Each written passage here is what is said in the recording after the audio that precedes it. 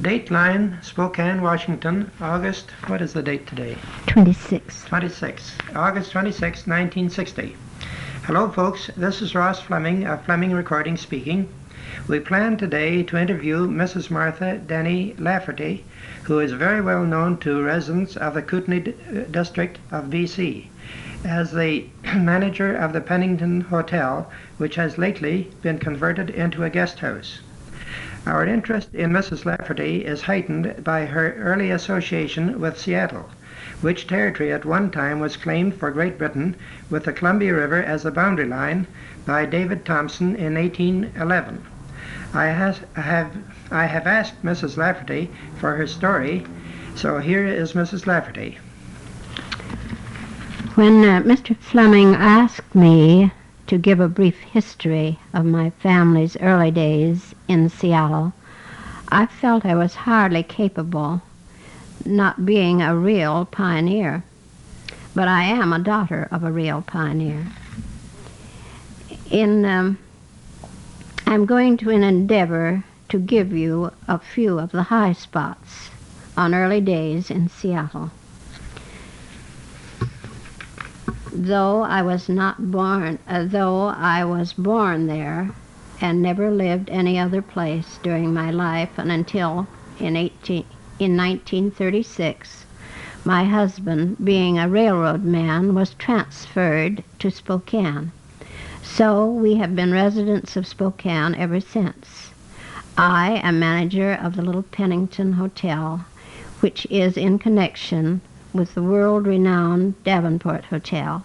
The Pennington is a little old landmark in Spokane, being built in 1889, right after the big Spokane fire. I've managed the hotel for the Davenport for the past 20 years. My father was John W. Denny. A Denny was a second cousin of my father.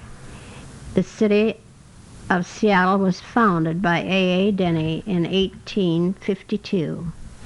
The city celebrated its centennial year in 1952. It's hardly believable there could be a city so immense, built in 100 years. Arthur Denny was a man beloved by everyone, and of course, on the arriving there were only Indian inhabitants. He was beloved by all the Indians. Arthur Denny predicted Seattle would be the New York of the West. I'm sure it will be at the rate it's going. It was through him that the University of Washington is what it is today. They first built the University of Washington right in the center of the city. He saw it was a mistake, so the different pioneers donated the land where the beautiful campus is today, a perfect picture in its setting, overlooking Lake Washington, and on clear days, Mount Rainier, snow-capped the year around, is seen at a distance beyond the lake. He had such great foresight, and the original property, which is about 3 blocks square in the heart of Seattle, is still owned by the University of Washington. The income of this is immense, completely covered by business buildings, the post office, Pantages Theater, Cobb Building, which is occupied almost completely by doctors, the Olympic Hotel, and I'll not take time to mention all. It's no wonder that A Denny is a beloved man of all of Seattle, for he did so much to make it what it is today. I'm very proud that I belong to the Denny family, for the name will always be outstanding throughout the Northwest. When Arthur A. Denny laid the city out, he naturally had a hard time naming the streets. And it's most interesting to know he carried out the family names.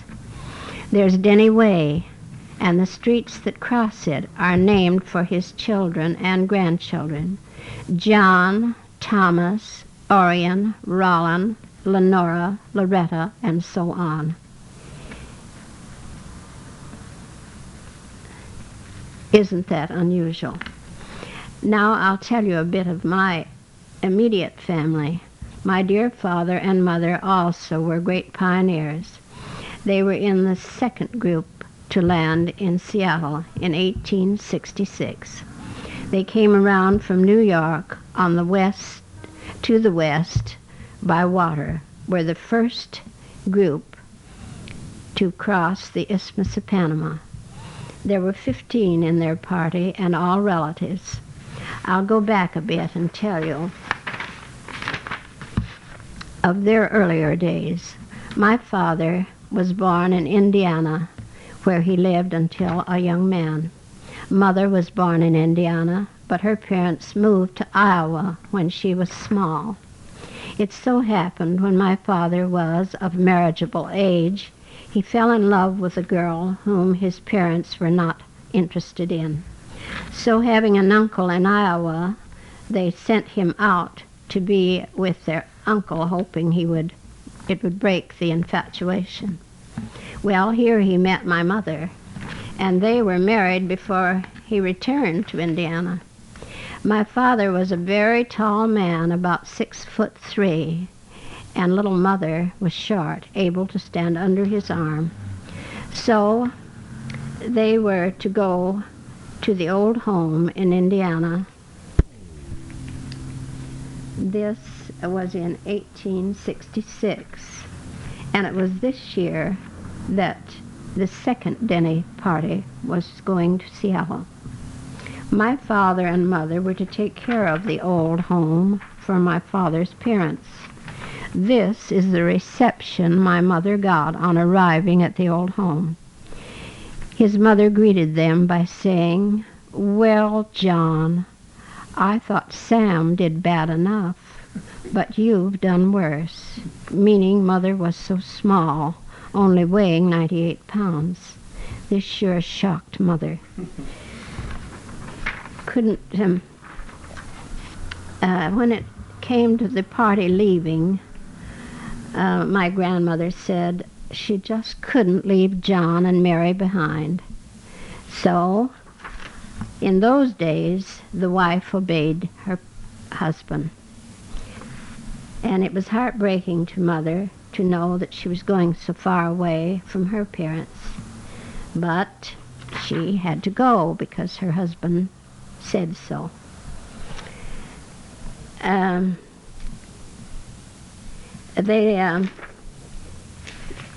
They left, their party left from New York in 1866, I'm not sure of the month. And they were the first group to pass across the Isthmus of Panama. In coming up the coast from the south, they passed a boat that was loaded with women. Mr. Mercer of Seattle was bringing a boatload of women to Seattle, as there were no women in Seattle. And it was interesting to see these women out on the deck. Well, my folks landed first in Salem, Oregon, and they stayed there 2 years. Then they came on to Seattle in 1868.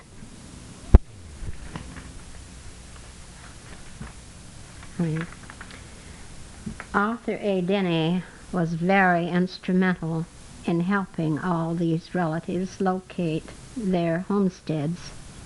My father was located at the north end of Lake Washington, which is now a town, Lake City.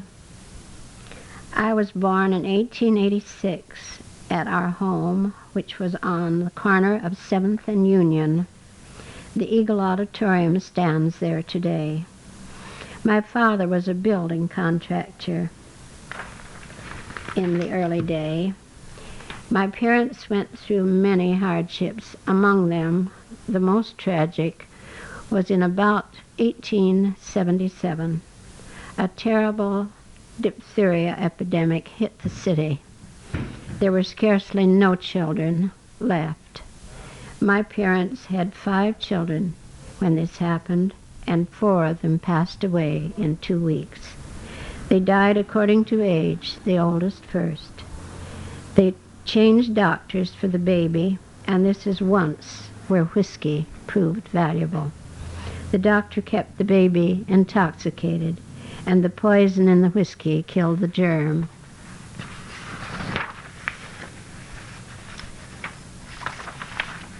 As time went on, my father bought 160 acres just north of the city, and this was the year I was born.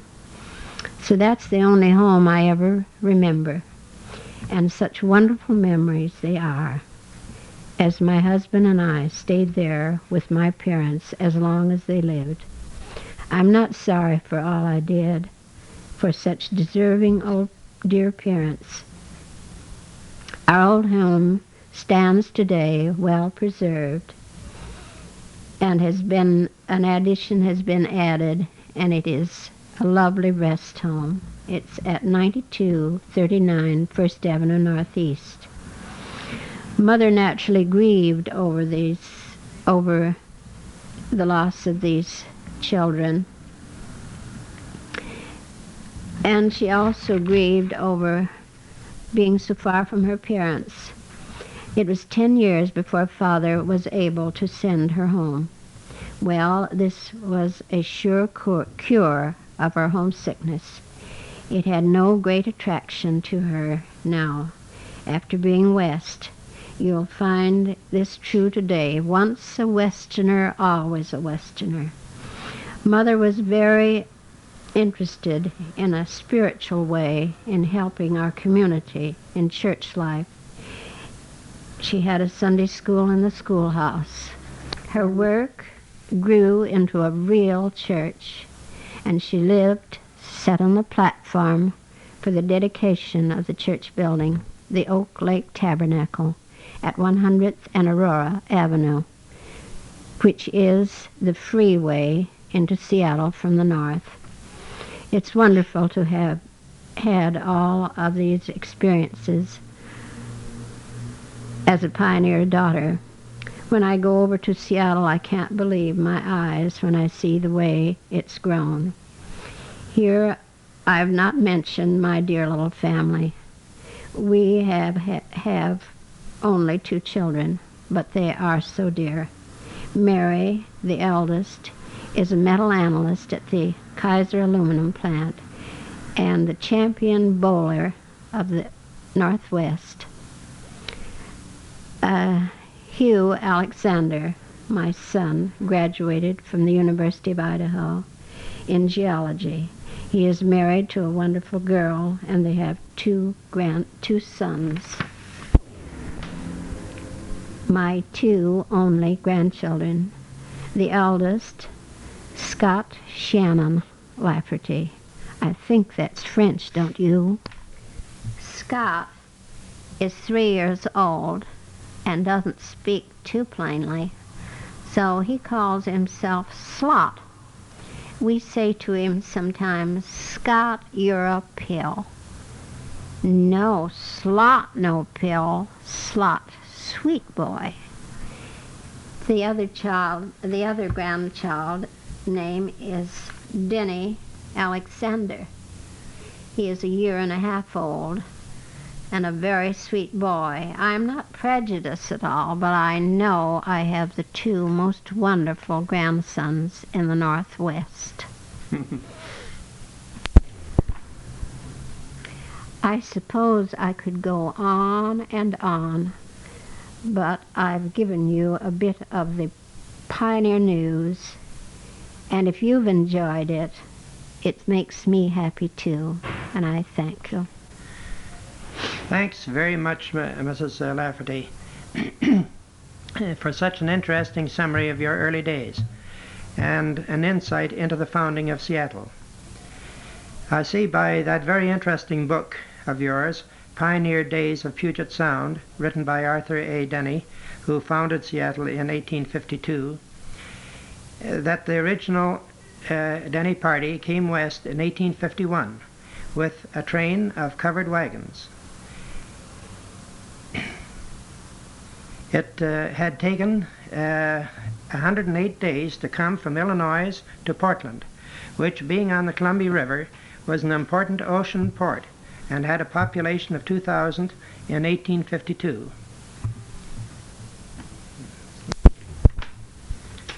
I suppose Chief Seattle lived before your time, Mrs. Lafferty. Yes, that is true.